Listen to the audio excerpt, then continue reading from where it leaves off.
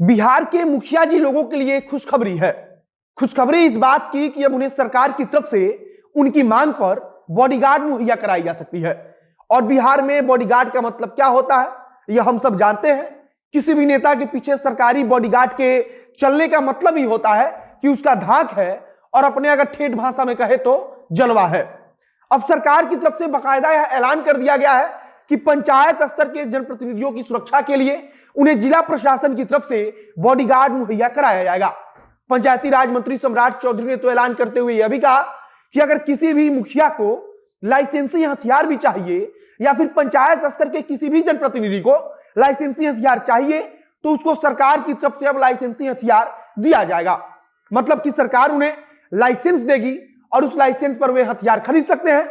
सरकार की तरफ से बॉडीगार्ड देने का ऐलान तब किया गया जब कई पंचायत स्तर के जनप्रतिनिधियों पर हमले की खबर आई और अब सरकार पर जब सवाल उठ रहा था तब जाकर पंचायती राज मंत्री ने कहा है कि अगर आप जनप्रतिनिधि हैं तो आपको बॉडीगार्ड दिया जाएगा।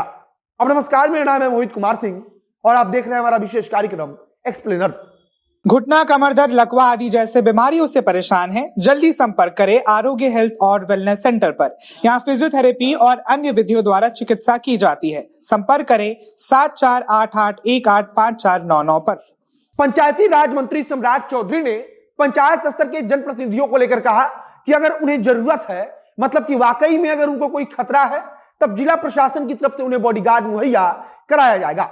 सम्राट चौधरी ने कहा कि कोई भी पंचायत स्तर का जनप्रतिनिधि अपने जिलाधिकारी के पास एक पत्र के माध्यम से यह मांग कर सकता है कि उसे बॉडीगार्ड चाहिए और उसके लिए उन्होंने कुछ शर्तें भी बताई।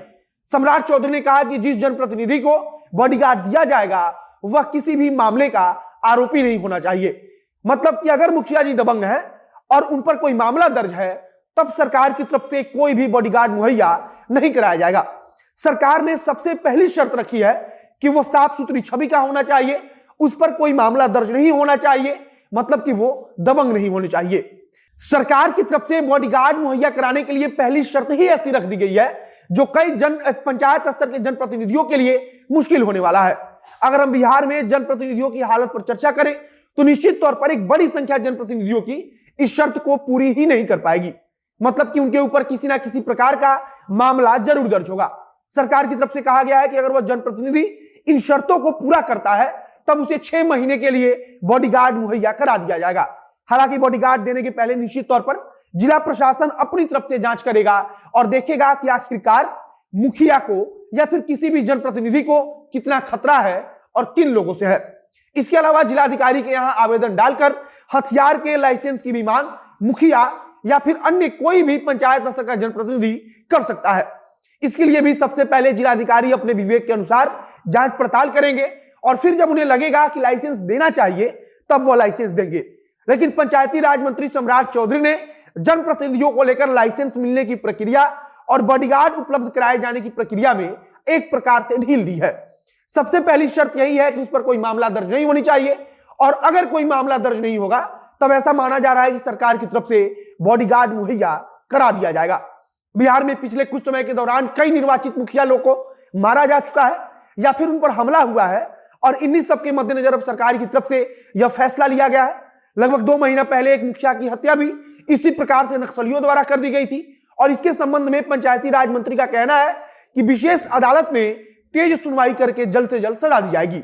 मतलब कि कुल मिलाकर जब पंचायत स्तर के जनप्रतिनिधियों पर हमले तेज हुए, उन पर जगह जगह से हमलों की खबर आने लगी, तब जाकर के पंचायती राज मंत्री सम्राट चौधरी की तरफ से ऐलान किया गया है कि अब उन्हें जिला प्रशासन की तरफ से उनकी मांग पर बॉडीगार्ड मुहैया कराया जाएगा और साथ ही अगर उनके पास पहले से लाइसेंस नहीं है तो नए लाइसेंस दिए जाएंगे और वे उस लाइसेंस को दिखाकर हथियार खरीद सकते हैं। इसके पहले भी पंचायती राज मंत्री की तरफ से ऐलान किया गया था कि जो महिला मुखिया है अब उन्हें खुद उन सारी मीटिंगों को अटेंड करना पड़ेगा जो पहले उनके नाम पर, यानी कि मुखिया प्रतिनिधि के नाम पर उनके पति या उनके घर का कोई पुरुष सदस्य कर लेता था। मतलब कि जो पंचायती राज मंत्रालय है उसकी तरफ से लगातार कई फैसले पंचायत स्तर के जनप्रतिनिधियों के लिए लिए जा रहे हैं जो कि पूर्व में लागू नहीं थे। पूर्व में जो महिला मुखिया होती थी उनकी जगह पर कोई भी पुरुष जनप्रतिनिधि यानी कि मुखिया जनप्रतिनिधि के नाम पर उस मीटिंग को अटेंड करता था, उस मीटिंग में जाता था। लेकिन अब महिला मुखिया को वहां पर जाना होगा, वहां पर अपनी उपस्थिति दर्ज करानी होगी। बाकी पंचायती राज मंत्री की तरफ से एक और यह ऐलान किया गया और कहा गया कि अब अगर जरूरत है उन्हें, तब उन्हें जिला प्रशासन की तरफ से बॉडीगार्ड भी मुहैया कराया जाएगा। बाकी पंचायत स्तर के जनप्रतिनिधियों को अपने जिलाधिकारी के पास एक आवेदन देना होगा और फिर जिलाधिकारी अपने विवेक के अनुसार यह फैसला लेंगे कि उन्हें बॉडीगार्ड देना है या नहीं देना है। और एकदम और ठीक इसी प्रकार से जो लाइसेंस दिया जाएगा उसको भी इसी प्रकार से जिलाधिकारी अपने विवेक के अनुसार देखेंगे। बाकी आगे अगर कुछ नई जानकारी आएगी, कुछ नया अपडेट आएगा तो उसे हम आप तक पहुंचाएंगे। इस वीडियो को ही समाप्त करते हैं।